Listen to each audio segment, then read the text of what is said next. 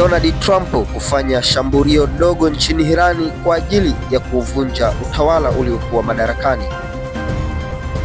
Karibu Makumba International News kwa habari za kimataifa, siasa, uchumi pamoja na teknolojia. Rais wa Marekani Donald Trump anafikiria kufanya shambulio dogo la kijeshi la awali dhidi ya Irani ili kushinikiza kufikia makubaliano ya nyuklia. Kwa mujibu wa ripoti za vyombo vya habari vya Marekani, shambulio hilo likiidhinishwa linaweza kutekelezwa ndani ya siku chache zijazo na litalenga maeneo machache ya kijeshi au ya serikali. Trump amesema Irani ina siku 10 hadi siku 15 kufikia makubaliano, la sivyo mambo mabaya mno yanaweza kutokea.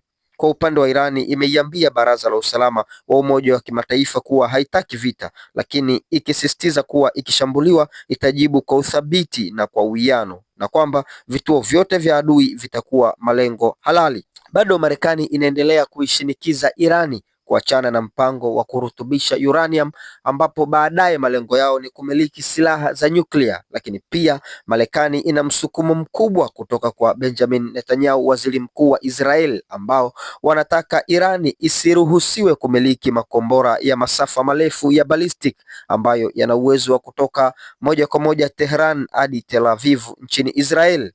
Kumiliki kwa makombora ya balistiki kwa Irani ni hatari kwa Israel, kwa sababu Irani imekuwa na targeti na Israel kwa muda mrefu, huku wakiwa na uhasama ambao unashikiliwa kutokana na masuala ya kidini.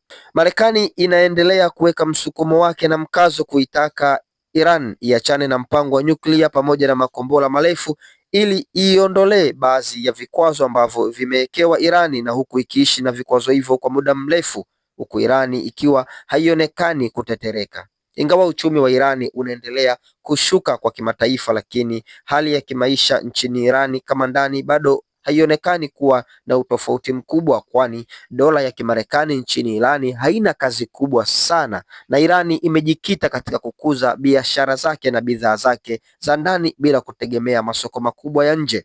Vita kama vitaanza kati ya Marekani pamoja na Irani itaufunga mkondo wa bahari wa Hormuz, ambao zaidi ya 20% ya mafuta yote duniani ghafi hupita katika mkondo huo. Hivyo Irani kama itafuta mkondo huo, basi inaweza kusababisha athara za kiuchumi duniani, huku mfumuko wa bei za mafuta ukiwa mkubwa hata ndani ya Marekani pia.